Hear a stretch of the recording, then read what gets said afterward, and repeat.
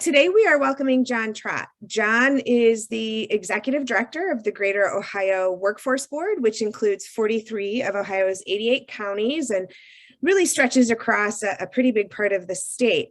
The actual story of that workforce area is another webinar entirely, but today John will talk about what they're learning about where the workers are and how they are learning it. John has been leader of this workforce area for over 14 years, but has spent his career in government and public service. I'm sure that many of you on here today have known him or recognize his name. He's spent time at the Legislative Services Commission, the old Ohio Bureau of Employment Services, and ODJFS before going to a local area. John is on the executive committee of the Ohio Workforce Association, which is the association of all of the workforce board directors, and he joined the Ohio Workforce Coalition Leadership Committee in 2020. John is joined today by David Snipes, the grants director and otherwise known as the data guru at the Greater Ohio Workforce Board. Prior to joining John, David was the director of the Montgomery County Business Solutions Center, where he led a group of economic and workforce specialists, economic development and workforce specialists who worked with the business community to better understand their needs and connect them to resources to grow their businesses. Mr. Snipes is a former Sergeant First Class in the U.S. Army and is an Operation Enduring Freedom veteran with multiple combat tours, and I wanted to take a moment to thank him for his service. So with that, I will turn it over to John. And again, I invite comments, questions, introductions in the chat, and looking forward to more discussion towards the end of our presentation. All right, thank you so much, Rebecca. And as I try to navigate sharing my screen, I just want to say a couple things. The very first one being, Rebecca talked about the first 15 years for the Ohio Workforce Coalition and that kind of celebration that happened last month. I do want to share with you that I have to say, those of you who maybe are logged on, who registered, who aren't members, I have to say that the Workforce Coalition, I have 43 counties. We have a big swath of Ohio. I get the opportunity to work with a lot of communities, but I've never had the breadth and depth of resources and perspectives and experience in workforce that you could get from the Ohio Workforce Coalition. It's just packed with talented people who are passionate about workforce. So I want to make sure that if you have not plugged in some way to the Workforce Coalition, you will do that, because I think you'll find it pays all kinds of benefits. And I really appreciate the opportunity to present some information to you as we get ready to start that. I did want to share that this, I looked at the registration list a couple times before this presentation, and I noticed a few names on there that probably have seen some version of this presentation. And so there is some new information in here, and I'd ask that you bear with us if you've heard some of these or seen some of these slides before. I also have noticed that when we started this kind of investigation, and that's how we're kind of portraying it, that there was not a lot of discussion, at least in the media. There was not a lot of analytics out there that really described what's going on with the labor shortage. And so I think in the months since the end of last year or fall of last year, we're starting to see some more of that data hitting mainstream media, being talked about in more depth and with some more authority. So I think that we're happy to be kind of on the front end of that. So there may be some information that maybe you've heard before. There may be some information that we think you'll be surprised by. The other thing that I think might be unique about this presentation is really a presentation within a presentation.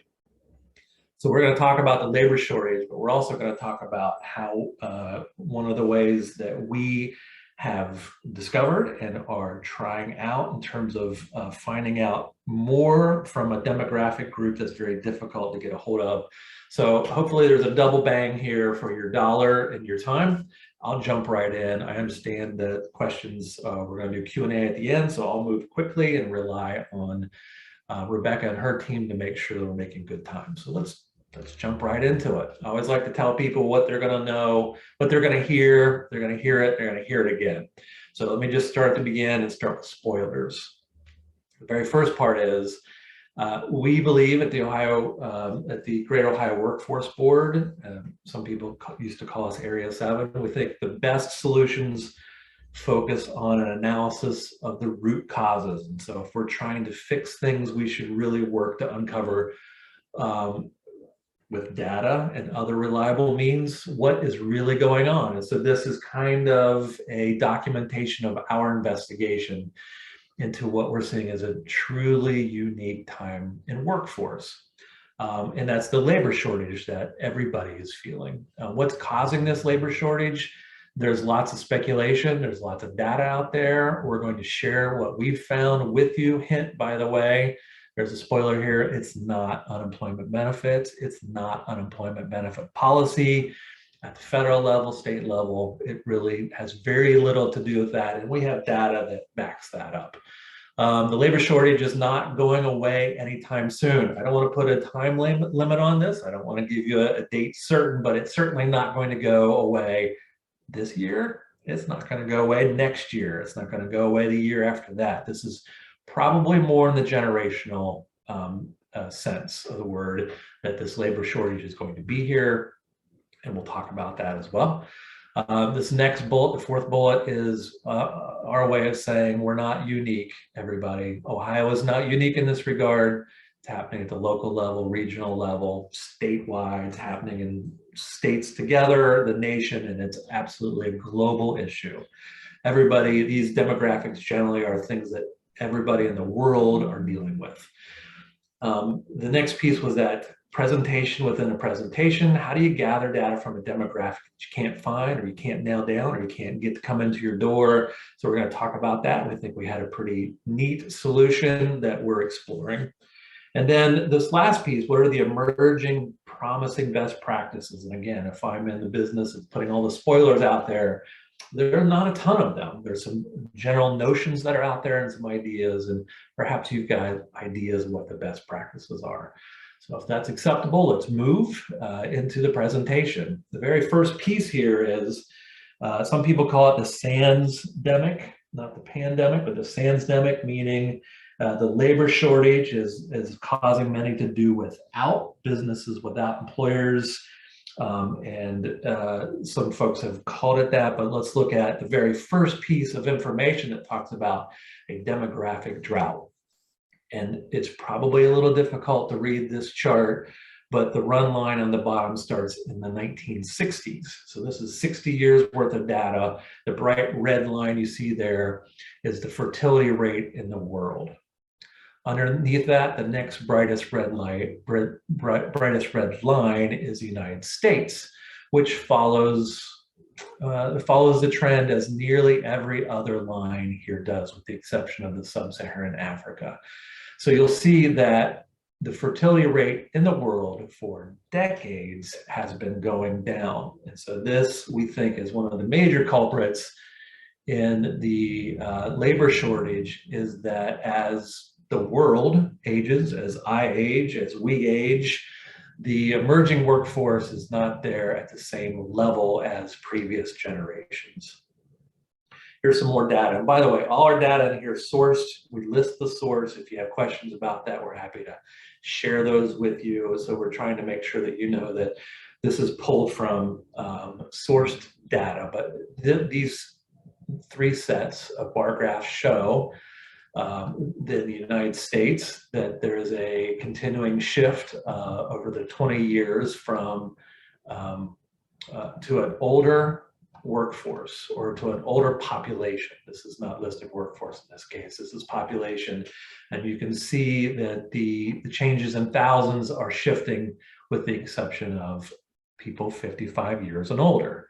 So we're seeing this shift in the United States, and it's not just the United States, it's everywhere that we're seeing the general population shifting in age and graying, and that there's still fertility rates. We still see populations coming in, but not nearly at the rate that would replace these older workers who are perhaps retiring now. All right, let's keep this going and look at the overall population for the United States. And again, this run chart is even older. It goes back to post-World War II, and it shows the overall participation in the workforce. And we're going to talk a lot about labor force participation. Labor force participation are those folks who are available, willing to go to work and are working or are in the process of looking for work. So an unemployed person on benefits, unemployment benefits, is considered workforce participation because they're drawing benefits until they take the next job. And so let's look at the trends. You can see that post-World War II, we saw a lot of men in the workforce that made up the vast majority of people, the vast majority, the biggest demographic in the workforce. But we start to see the emergence of women in the workforce. And so you'll see this increase of women participating in the workforce. It's really interesting. These dark lines represent recessions. And you can see this big inflection point at, guess what? The Great Recession, 2008, 2009, where everybody trended down. But even up until, and it's not listed here, 2020, women actually equaled men in the workforce for the first time ever. So we see the rise of women in the workforce and a steady decrease in the male participation in the workforce.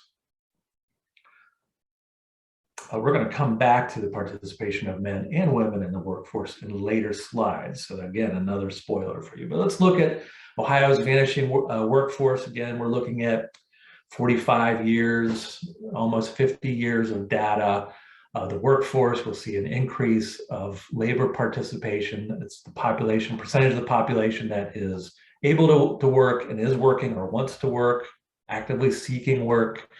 A pretty steady climb until the Great Recession. Again, that inflection point where we see this big dive. You start to see it increase a bit right before the pandemic, and then you see a little bit of a heart attack on the EKG chart that shows the pandemic, which is pretty predictable. But again, we're seeing the steady decrease in workforce participation. Key here, pre-pandemic. So this happened before the pandemic.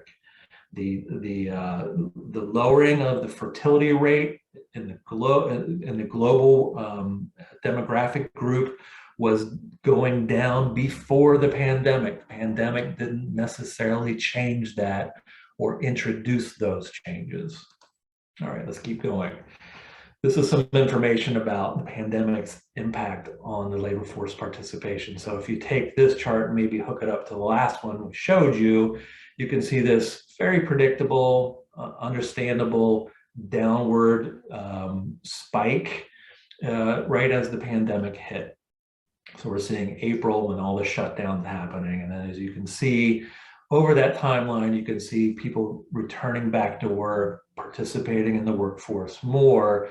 But again, the takeaway from this chart is that we're still seeing a low participation in the workforce, lower even than pre-pandemic, and that you can see the number here that seems to be the takeaway is that we need 3.2 million more workers to get back on track. So if you kind of, we won't spend a lot of time on this chart because we have a lot of stuff to go through, but there is a positive population growth in the United States. That was what is represented by that top green line. But in no way is it keeping up with the folks that are leaving the workforce for whatever reason and not coming back.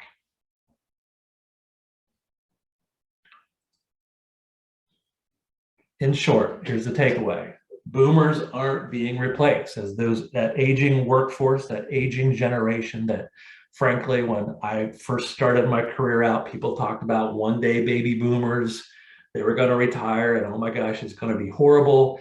It never really came to fruition. You know, I've been in this business for 123 years now, and it was never really an issue. Baby boomers didn't leave. Certainly when the economy tanked in the Great Recession, we saw a lot of baby boomers staying, probably because their 401ks were getting crushed. And so lots of folks stayed on. But as you can see from this chart here, the increase in baby boomer retirements, if you look at this 2020 figure, you'll see a big jump up. We don't have data, at least not in this chart, for what happened last year. I think I heard that we're at 4 million baby boomer retirements. So we're seeing the exodus of baby boomers out of the economy. And if there was a chart here that showed Gen X, which I'm a member of, if you looked at Gen Xers are right at the age for retirement as well. So you have two very large groups. Gen X not nearly as big as the baby boomers, but baby boomers leaving in large numbers with Gen X right there with them. And with the new emerging workforce, the millennials, Gen Y, every other name you can think of, they're certainly rising, participating more in the economy, but the numbers are just not there to replace those that are being lost. So that's one of the big takeaways. I'm kind of pausing for dramatic effect because that was one of the big takeaways. Here's another one that we think is a big head scratcher.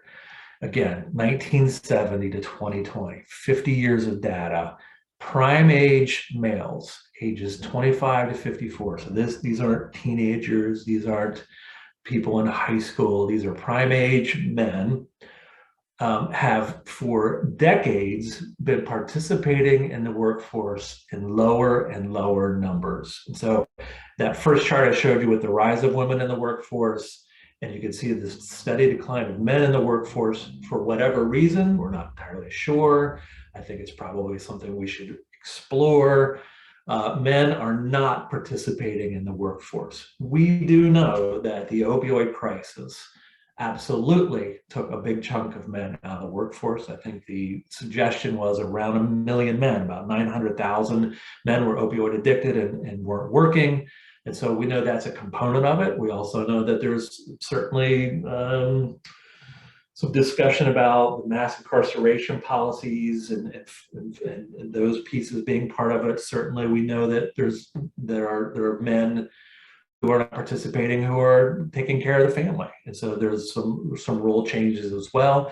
I don't have any numbers there. And this is something that is certainly a big question mark. Why are prime age men participating less and less and less in the workforce? All right, let's take the flip side of that. As on that previous chart, if you recall, we saw the rise of women until 2020 when they equaled men in the workforce.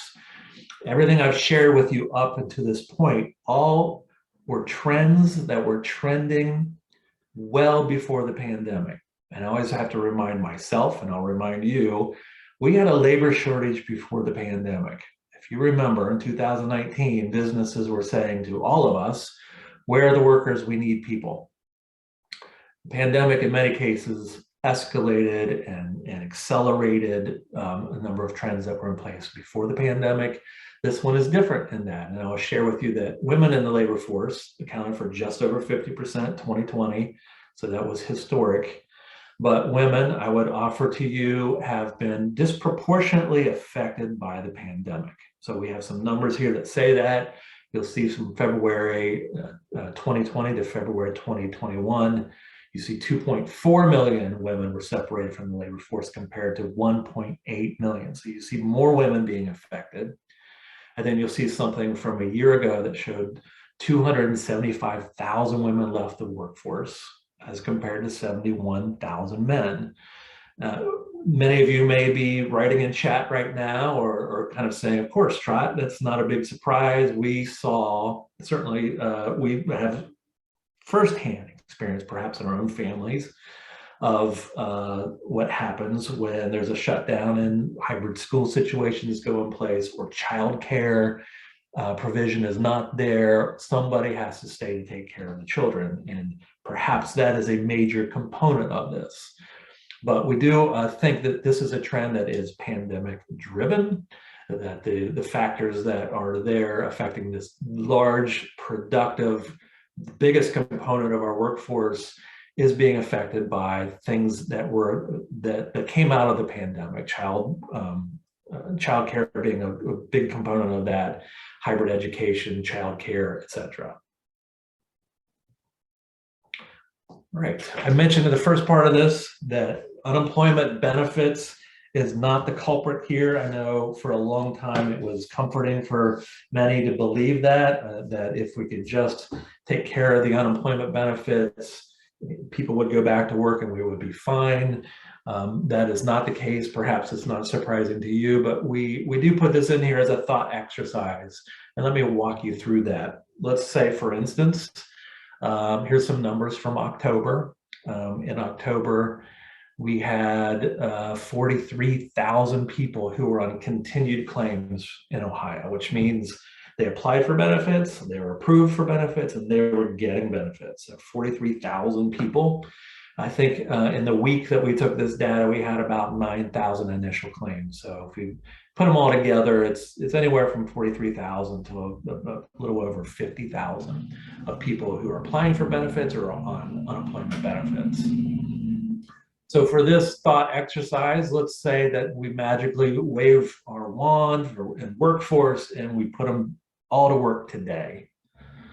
And then tomorrow we go in and we check the labor force participation because we fixed it. We fixed the unemployment benefits issues. Everybody on unemployment's back to work. Let's look at the impact. So you see labor force participation at the time in Ohio was 61.2%. That would raise it to a whopping 61.6. Now, I will never tell you that putting 43,000 more people into the workforce is a bad idea. I think it's a fantastic start, but again, I think it's a drop in the bucket.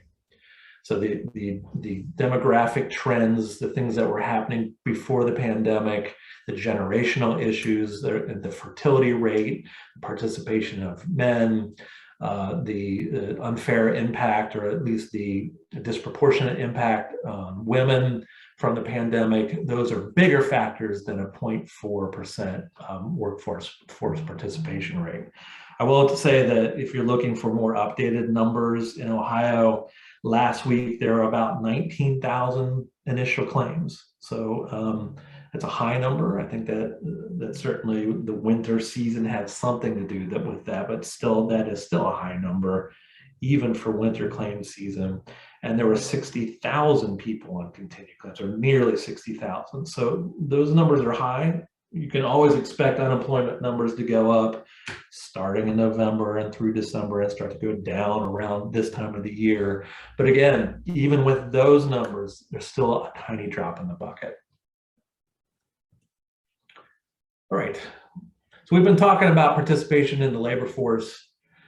We know that there's fewer people out there because people are having smaller families. We're not having, there's just not enough of us. We're not having enough kids to replace all the baby boomers who are leaving, and then the Gen Xers after that. For whatever reason, men aren't participating. We do think that we could put some policies and procedures and programs and services in place to move women back into the workforce in larger numbers. So that's probably the bright spot there. But why aren't people working? Who's not working but would like to? For instance, that baby boomer who decided to retire, would they be interested in coming back? What would entice them to come back? If we've got this prime age man who's decided not to work, what is that individual doing? Are they working in the gig economy? There's very, very little information out there. At least we have not found any about the gig economy. How are they making it? Are they working?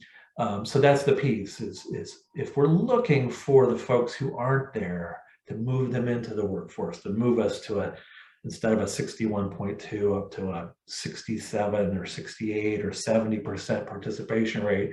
What's the barriers they're facing? What's their decision process? Is there something that's keeping them from it? Is there something that would entice them back? How do we do that? And I think that's part of what all of us need to be considering.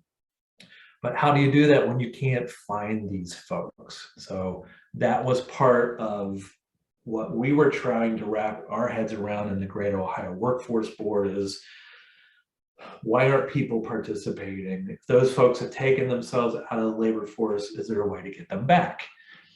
So we did go through a procurement process. We looked at a number of organizations to come up with some qualitative data. So we weren't terribly interested in doing more quantitative data analysis. We wanted to get input from live individuals real life Ohioans to say, what's going on? What's driving your decisions? What would help you make different decisions? Nativa is a company in Central Ohio that won the procurement from us, won the bid. They're a very unique organization. I know Jobs Ohio has had a contract with them in place for a number of years. They do a lot of, I think, unique data-driven social analytics. They also have this thing called OYE. It's a service or a product that they do social data analytics. What is that? Well, essentially, what OYE does is they do social media listening. They go into all the social media platforms, you name them, Twitter, TikTok, Facebook. I'm sure I'm missing about 18 other ones. But they go in and they capture them, and they can put geofencing around the area. We asked them to do Ohio and look and listen to their conversations about. We asked them to look at the workforce, what's going on, people participating in the workforce. Are they unemployed? Are they looking for jobs? Are they not looking for jobs? If they're not looking for jobs, what are their positions on that? So we engaged them to do that, given that we couldn't necessarily go out and pull people together in groups, because for the most part during the study, there was social distancing in place and people generally weren't gathering anywhere. So we found this to be a unique approach. We were excited by it. And let me share with you some preliminary results. Let me describe what we asked them to do and they're doing for us. We asked them to do that social media listening. That's phase one, where they basically listened in on thousands and thousands and thousands of Ohio conversations and some national conversations, people tweeting things, people posting things on Facebook, their comments about employment and their role in the workforce, whether they're actively in the workforce or not in the workforce, and their decisions and thoughts around that. That component is complete. We've gotten a draft report. We're going to share with you some of those findings. There's probably not going to be a lot of surprises for you. So if you're looking for big surprises, you're not going to get them. But what it does is it kind of validates and puts a human face on these. The second is a survey. So they sent out about 2,500 surveys to individuals that they identified to get some deeper understanding on some of these barriers that impact eligibility and their decisions to work in the workforce. So that is wrapping up. It's not been crunched by the number crunchers, and so we won't have that for you today. That's coming. And then the last piece are focus groups, where they actually pulled people together in small groups. They looked at some urban groups, they looked at some rural and perhaps Appalachian medium-sized groups for discussions, so they can have the full qualitative discussion about what's driving their decisions, what are their barriers, etc. Those have concluded, but again, none of that information has been processed. I'm excited to learn about that. So I feel like we're giving a little bit of this, but not all of it, because we don't have it yet. Very quickly, they had a really good turnout for results on survey. They usually expect about 600. They got 700. And we had 490 participants from urban and suburban areas, 214 from the rural and Appalachian, a good mix of male and female results. And then you can see kind of the breakout by ages. There's some more information about focus groups. I'm just going to move quickly through that. That may be interesting to you, and I'm sure you can get a copy of this. Right, so the very first part, those conversations, that social media listening, you'll see over on the right, well, first let's take the one on the left, 63% other. So you'll see the majority of the conversations are covering a myriad of issues that can't necessarily be easily quantifiable. So I'm very interested in what is in the mix under other. It's obviously a giant component of the topics. And they're too mixed and varied and diverse for us to analyze in this discussion, or in at least the preliminary report. Let's look over on the right. You can see some of the trending conversations were obviously unemployment. 10% was pandemic in terms of their employment status. And some interesting things you can see over on the right: living wage, minimum wage, and tax the rich being around compensation issues. So at least very interesting here. I wish we had some more insight. At least I want more insight into the other. I'm sure you do too, but we don't have that at this point.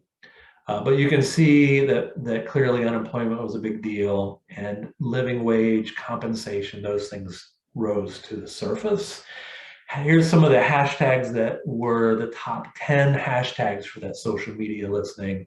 There may not be some surprises, but I think there might be some for you. You'll see COVID-19 as the number one, pandemic number two. And then this new term that none of us knew a year or two ago was the Great Resignation. We'll unpack that a little bit. And then you'll see down further retirement. So you'll see lots of people talking about retiring, quitting. And then again, Fight for 15, which I assume, I have to believe, is a discussion about bare minimum wage, or at least focus around trying to raise the minimum wage in the country or the state. And then you'll see that again in number 10, it very explicitly raise the wage. So these were the top conversation hashtags around employment. So here's one of the first key takeaways from the study. The pandemic impacted individuals' employment status. That's probably an obvious thing to say, but in some cases it motivated them to change their employment situation. Certainly, you know people in your circle of friends or colleagues or family who decided in the midst of the pandemic to change, either to quit their job, retire, take a smaller job, change their functions, change their workspace, change their work habits. Certainly the pandemic drove that for lots of people. And so you'll see these are real live Ohioans talking in the Twitterverse about their thoughts. And you can see I quit my job halfway through 2020. I was completely burned out. This is not my wife, by the way, although I hear her say that every day. And her goal is never to have to do that again. I found balance in my life. I'll teach you how. You have another person over here talking about the gig worker economy and how they're taking a situation and they've figured out how to make money off of it. And then you'll see over here, Ty talking about all the heartbreak that happened in the pandemic and the changes that went through, that this individual went through, and it looks like ultimately some good things happened too. But these are real life people putting faces to what we see as general trends. And in this case, we'll see people assessing and relooking at their work environment, perhaps their pay, what they're spending their time on, how they're spending it, and maybe taking that as a good opportunity to change things. So let's move. I think that is a good time to add some data behind this. We saw the Great Resignation. You've heard it a lot. It's real. You'll see that in previous years, and these are just before the pandemic, that you can see the quits per year, September, October, November. And in 2021, you saw these numbers spike. We used to have a slide in here that talked about the percentage of people quitting their job, not losing their job, but quitting their job on their own. The Department of Labor has been tracking this information. Dave, if you're unmuted, I think for 20 years. I think that's right. Well, as he unmutes, I think it's been 20 years. They're having record numbers for the last year or two of folks quitting. So it's real, it's absolutely quantifiable. There is empirical evidence that says people are saying, I'm quitting this job for whatever reason. Maybe they're retiring, maybe they're quitting and they're going to get another job. Maybe they're quitting and they're doing something different for a while. But it's true, people are absolutely taking this time to rethink their career, whether that means they're working at all or where they're working and how they're working. Again, they've been tracking since 2020. Okay, thanks, Gabe. All right, next one, key takeaway. when we saw it in the hashtags, and we saw it, you can probably expect that people were talking when they're concerned about returning to employment, compensation contributes to that in a large way. So we're looking at time to rethink what we're doing in terms of work. Now we're talking, in addition to that, money. How much money are we making? You see, there's an individual who's talking about, of course, this is important to us. This is absolutely a key thing. And here's a face of that. Here's an Ohioan who feels this way. So let's add some data behind that. I think, I personally, this is just my opinion, I think that's a positive thing where we are seeing that businesses seem to be responding with wage increases. So it doesn't mean everybody, but certainly we're seeing data that supports businesses increasing wages. It looks like slightly over the month from December to January, but we're seeing wage increases. It's happening. Let's go to the next one. We've already talked about this in childcare. So here's another individual, or the safety of childcare. Those are all considerations for people thinking about working or not working or returning to work. People don't necessarily have to travel somewhere to work anymore like they used to, but they still need childcare. And I do think that, it's my opinion, I think that demographic of women who want to go back to work, this demographic of our most productive demographic of workers, most disproportionately affected. This is probably one of the biggest components of it. If we could nail down childcare, we could return a large number of folks to the workforce. And again, here's an individual saying, duh, of course, that's what we need to do. So here's some data around childcare issues. And you can see this run chart of those employed in childcare. And then you see this very predictable downward spike, right, as the economy shut down. So you see this very slow trend upward, this giant spike down. And then I think perhaps this may be a bit of a rocky recovery for the childcare industry. It's certainly not in September of last year where it was pre-pandemic. I do want to share with you this slide right on the heels of that. This is the childcare industry. And it's the unemployment trends for the childcare world. So you'll see pre-pandemic, they have a cyclical business model. So they have heavy employment that drops down to a bottom every, it looks like they lay people off around May, June, or July. Perhaps that's when families go on vacation. But they have a very turbulent work environment where they look at regular seasonal layoffs. When we hit January of 2020, you can see a giant layoff. As we've talked to individuals about the childcare industry, there's much more to this in terms of providing care. Every time there was a COVID exposure, it created great difficulties for childcare providers to stay open. As schools shut down, as there was unpredictability, it created more turbulence for them. And then this other piece of it, this previous slide, it's not listed here, but the wages for childcare workers are very low.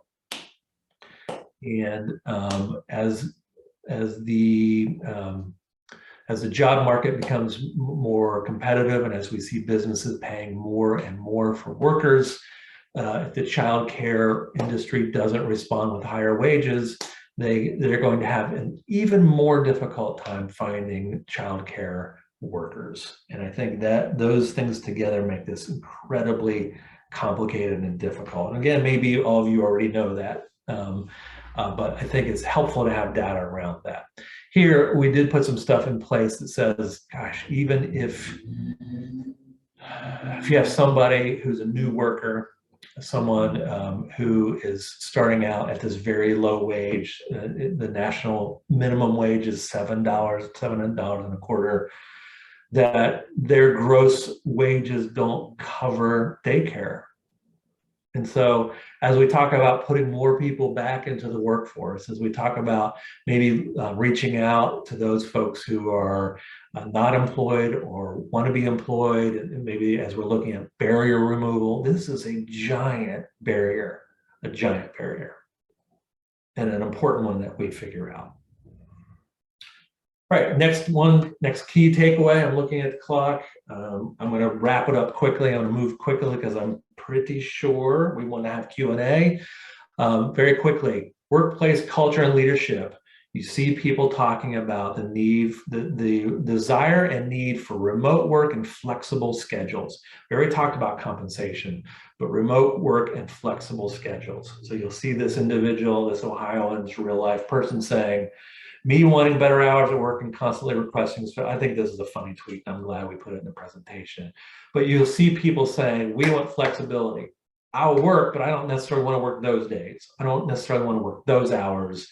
I do want to work, but I can't fit those things in. I think businesses that figure out how to be flexible are going to succeed.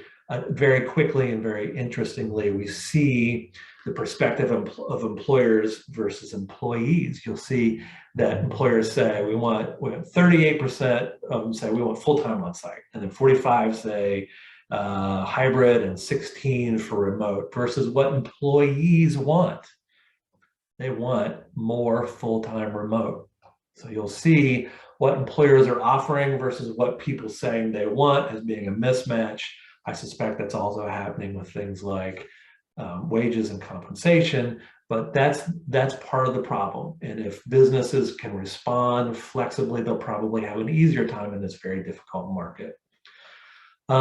We put this slide in since we're close on time. I'm going to zip very quickly through it and basically point and say, I'm not hearing a lot about this. I'm very interested in your comments or questions. I'm also very interested in the resources around immigration policy, because I know historically, United States, in times of labor shortages, immigration was a fantastic solution for the United States and their labor needs. And so I don't hear a lot about that. Now, I'm sure there's lots of political reasons people aren't openly discussing this, but perhaps we need to figure out how to get past that and have some discussions about net increases in the available labor force. I have to imagine immigration is part of that.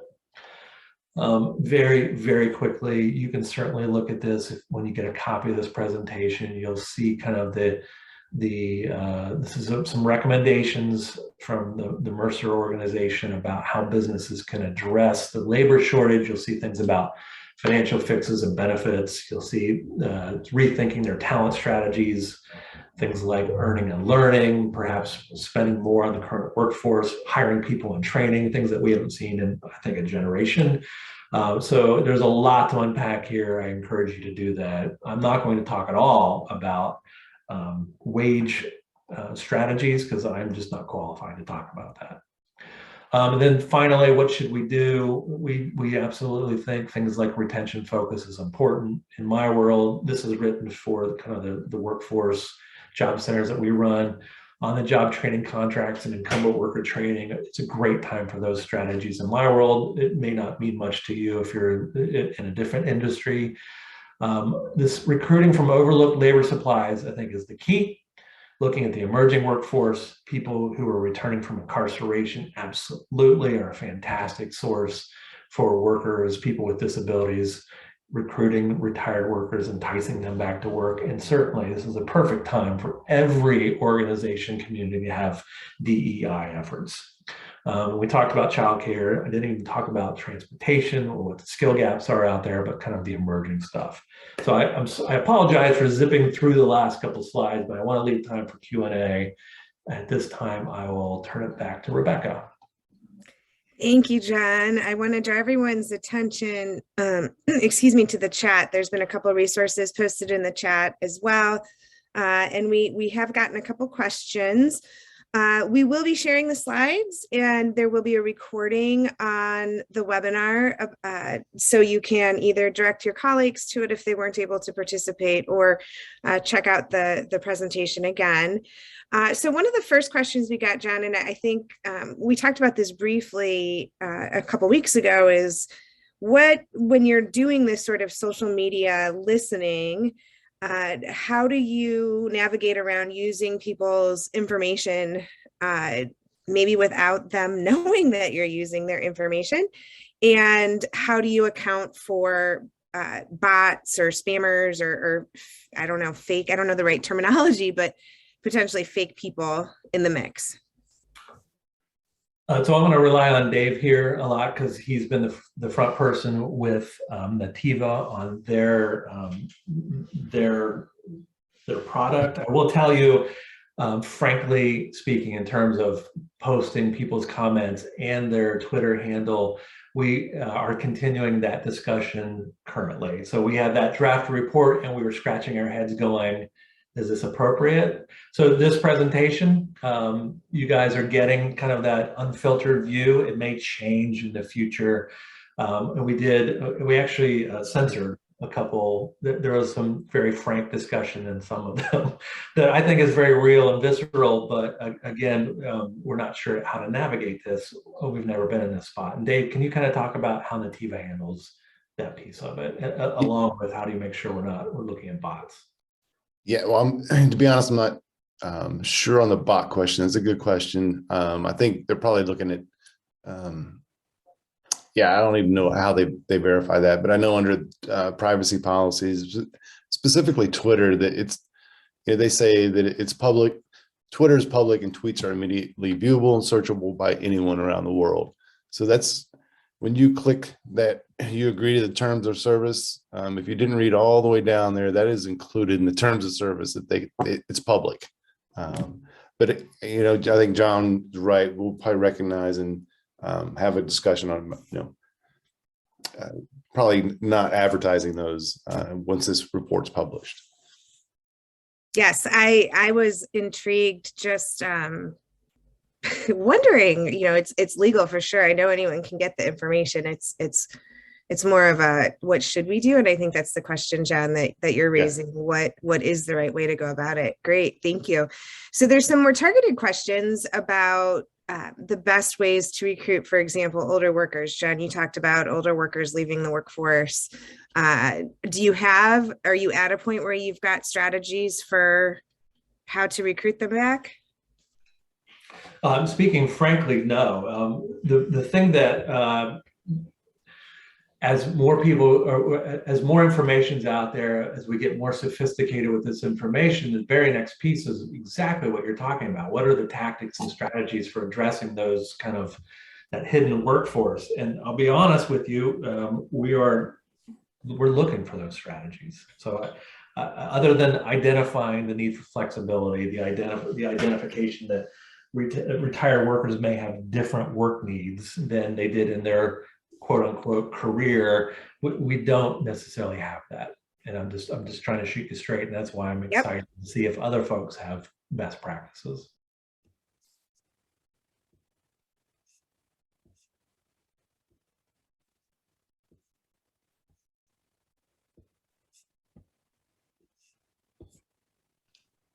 It looks like Rebecca, did you freeze?